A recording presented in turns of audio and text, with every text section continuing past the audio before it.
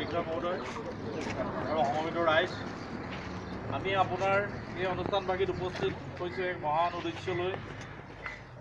আমি জনাবলৈ পাই আপোনাক অতিশয় আনন্দিত হৈছোঁ। তেৰখাট অঞ্চলৰ এখনি গাঁওখনিৰ নাম পাণধোৱা। এই পাণধোৱা গাঁওখনিতেই 1968ত আমাৰ অগ্ৰজসকলে এখনি আঁচনি সৃষ্টি কৰি থৈ গৈছিল, নাম যাৰ পাণধোৱা সমাজ কল্যাণ ক্ষুদ্ৰ সঞ্চয় আঁচনি। এই আঁচনিখনিৰ তাৎপৰ্য এয়ে যে প্ৰতিগৰাকী আই মাতৃয়ে যেতিয়া সন্ধিয়া সময়ত চৰুত চাউল দিবলৈ যায়, তেতিয়া তাৰে সেই চাউলৰ পৰা এমুঠি চাউল পুষ্টি ভিক্ষা পাত্ৰত জমা কৰি যায়। জমা কৰি যোৱাৰ পিছত এই চাউল মাহেকত আমাৰ সংগ্ৰহ হয়। তাৰপিছত আমাৰ বছৰেকীয়া অধিৱেশনত হিচাপ নিকাচ হয়। এই চাউলৰ পৰা আমি যি পইচা পাওঁ, সেই পইচাৰে গাঁওখনিৰ উন্নয়ন ডেভেলপমেণ্ট কাম কৰা হয়।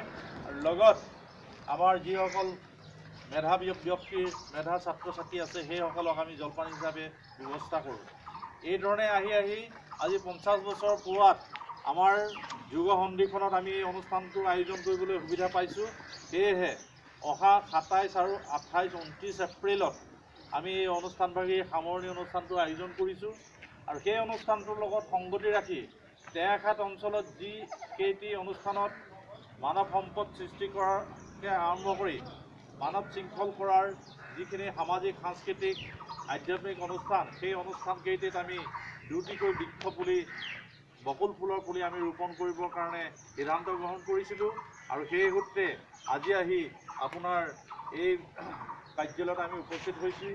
আৰু এইখিনি কৰোঁতে আপুনি যে আমাক পাইছোঁ আপোনাক সাক্ষাতত, এইখিনি আমি পৰম ধন্য হৈছোঁ। সেয়েহে আমি বৃক্ষ ৰুবৰ কাৰণে আপোনাক লৈ আগবাঢ়িছোঁ। আৰু বৃক্ষৰোপণ কৰাৰ প্ৰাক মুহূৰ্তত আমাৰ বিষয়া মহোদয়ক থুলমূলকৈ দুআষাৰ ক'বৰ কাৰণে আমি অনুৰোধ জনাইছোঁ। ধন্যবাদ। মই পাণধোৱা ক্ষুদ্ৰ সঞ্চয় অনুষ্ঠানটোৰ লগত জড়িত সকলো ব্যক্তিকে ইয়াত আচলতে ধন্যবাদ জ্ঞাপন কৰিছোঁ। এনেকুৱা এটা অনুষ্ঠান 100 বছৰে আহি এটা সোণালী জয়ন্তী বৰ্ষত উপস্থিত হৈছে, এইটো বহুত ভাল লক্ষণ। এই ধৰণে যদি আমি সমাজৰ সকলো শ্ৰেণীৰ মানুহে ভাবিলোহেঁতেন, আমি বহুত অভাৱৰ পৰা কাৰোবাৰ ওচৰত হাত পাতিব নালাগিব। গতিকে আমি এইটো এটা আমাৰ কাৰণে বাটকটীয়াৰ দৰে উদাহৰণ হওক, আমি সকলোৱে ইয়াৰ উদাহৰণ লওঁ।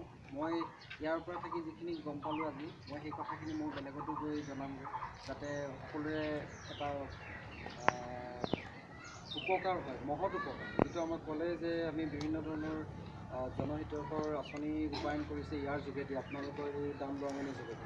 গতিকে এই মহৎ অনুষ্ঠানটোৰ মই সুদীৰ্ঘ আয়ুস ভগৱানৰ ওচৰত প্ৰাৰ্থনা কৰিলোঁ যে তেওঁলোক দীৰ্ঘায়ু কৰে এই অনুষ্ঠানটো। আৰু আপোনালোকে সকলোৱে যাতে এই অনুষ্ঠানটোৰ লগত জড়িত হৈ সমাজক এটা সুপথ দেখুৱাত সহায় কৰিছে, মই সেই সকলো লোকলৈ এই এপাহতে ভগৱানৰ ওচৰত তেওঁলোকৰ সুস্বাস্থ্য দীৰ্ঘায়ু জীৱন কামনা কৰিছোঁ। আপোনালোকে আমাৰ বৃক্ষৰোপণৰ দৰে এটা মহৎ কাৰ্যসূচী আমাৰ থানাৰ চৌহদত অনুষ্ঠান কৰাৰ বাবে যি আগবাঢ়িলে, তাৰ বাবে মই আপোনালোকক পুনৰবাৰ ধন্যবাদ জনাইছোঁ। আৰু এই অনুষ্ঠানটো পুনৰ দীৰ্ঘায়ু কামনা কৰি মই বক্তব্য ধন্যবাদ। এই বৃক্ষটি আগবঢ়াবৰ কাৰণে আমাৰ সাংস্কৃতিক উপদেষ্টা পবিত্ৰ বুলি মই অনুৰোধ জনাইছোঁ। ছাৰে গ্ৰহণ কৰক। বাকীখিনি কাম আমি আপুনি গ্ৰহণ কৰক। আৰু অন্যটি পুলি আমাৰ নামঘৰীয়া আমাৰ প্ৰদান কৰক। আমাৰ এজন অনুষ্ঠানটোৰ লগত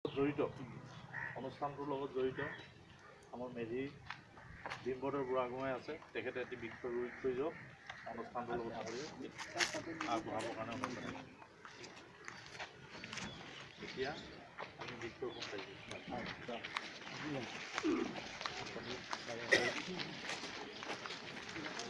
ইয়াতে আপুনি ইয়াতে একো নহয়, ইয়াতে আমি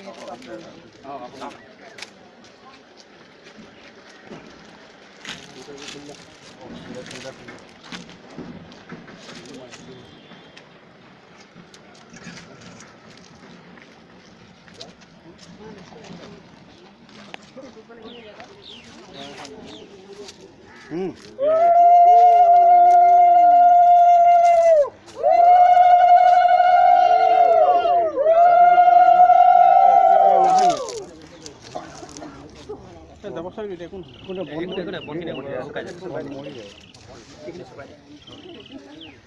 আৰু দি দিয়ক সেইটো পুলি দিয়ক পুলি পুলিটো হৈ যাব পানীটো দিলে হৈ যাব দিব এইখিনি গোটেইখিনি হ'ব